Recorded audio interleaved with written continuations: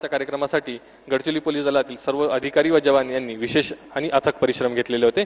याबद्दल मान्य सरांकडून सर्व अधिकारी व अंमलदार यांना प्रोत्साहनपर बक्षीस दिले जात आहे।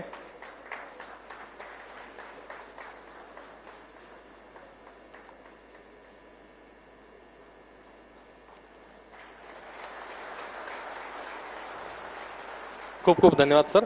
यानंतर सर्व 61 आत्मसमर्पित माओवादी सदस्यांसोबत मान्यवरांचा ग्रुप फोटो घेण्यात येणार आहे। सदर ग्रुप फोटोची तयारी करण्यासाठी कृपया 5 मिनिटाचा अवधी लागणार असल्या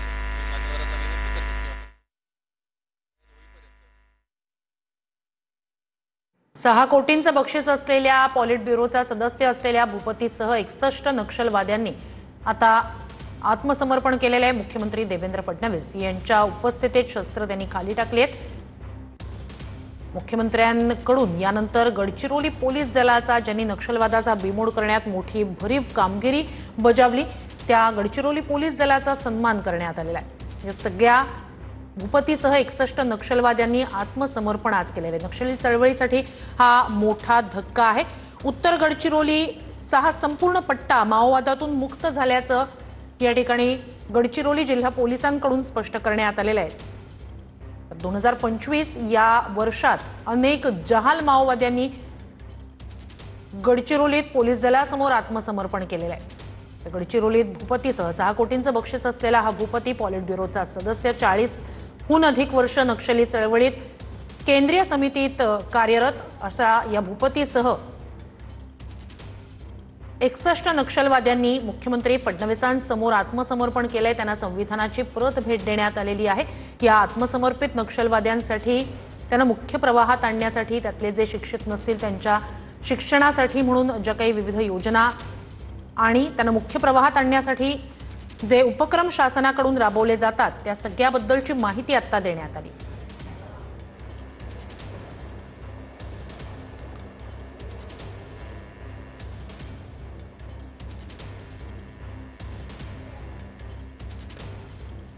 तर गडचिरोलीतली ही दृश्य आपण पाहतोय। भूपतीसह याच 60हून अधिक नक्षलवाद्यांनी मुख्यमंत्री फडणवीसांसमोर आत्मसमर्पण केलं।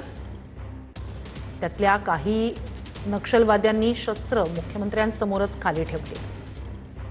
तर ही दृश्य त्याच आत्मसमर्पित नक्षलवाद्यांसोबत त्याच सगळ्या आत्मसमर्पित नक्षलवाद्यांचं या ठिकाणी एकत्रित असा दृश्य घेतली जात आहेत, फोटो काढले जात आहेत। भूपती पॉलिट ब्युरोचा सदस्य असलेला 40हून अधिक वर्ष नक्षली चळवळीत केंद्रीय समितीत सक्रिय असलेला भूपती ज्याच्या पत्नीने काही महिन्यांपूर्वीच आत्मसमर्पण केलेलं होतं। 2 दृश्य, एकीकडे गडचिरोलीतला हा कार्यक्रम भूपतीसह 60हून अधिक नक्षलवाद्यांचं आत्मसमर्पण, दुसरीकडे उद्धव ठाकरे आता शिवालयातून मुख्य निवडणूक राज्य निवडणूक आयुक्तांची भेट घेण्यासाठी आणि राज्य निवडणूक अधिकाऱ्यांची भेट घेण्यासाठी रवाना होत आहेत। ही दृश्य आपण पाहतोय। आदित्य ठाकरे त्यांच्या सोबतच आहेत। शिवालयातून आता मंत्रालयात राज्य निवडणूक आयुक्तांची भेट घेण्यासाठी म्हणून उद्धव ठाकरे आणि आदित्य ठाकरे रवाना होत आहेत। आज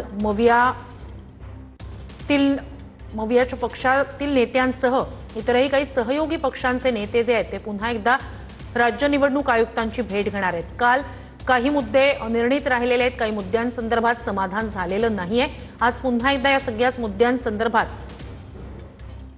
मुख्य निवडणूक आयुक्तांशी चर्चा केली जाणार आहे। दुसरीकडे गडचिरोलीतली ही दृश्य भूपतीसह 6 कोटींचं बक्षीस असलेल्या भूपतीसह 60हून अधिक नक्षलवाद्यांनी मुख्यमंत्र्यांच्या समोर आत्मसमर्पण केलेलं आहे। नक्षली चळवळीला हा मोठा धक्का। उत्तर गडचिरोलीचा भाग नक्षलवादातून पूर्णपणे मुक्त झाल्याचं या ठिकाणी जाहीर करण्यात आलं। भूपती 6 कोटींचं बक्षीस ज्याच्यावर होता असा पॉलिट ब्युरोचा सदस्य भूपती त्यानंही आज आत्मसमर्पण केलंय।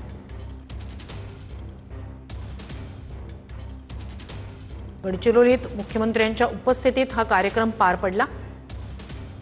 2025 या वर्षात आतापर्यंत म्हणजे अगदी कालपर्यंत 50हून अधिक जहाल नक्षलवाद्यांनी आत्मसमर्पण केलेलं होतं आणि आता आज भूपतीसह 60हून अधिक नक्षलवाद्यांनी आत्मसमर्पण केलेलं आहे। नक्षली चळवळीला हा मोठा धक्का।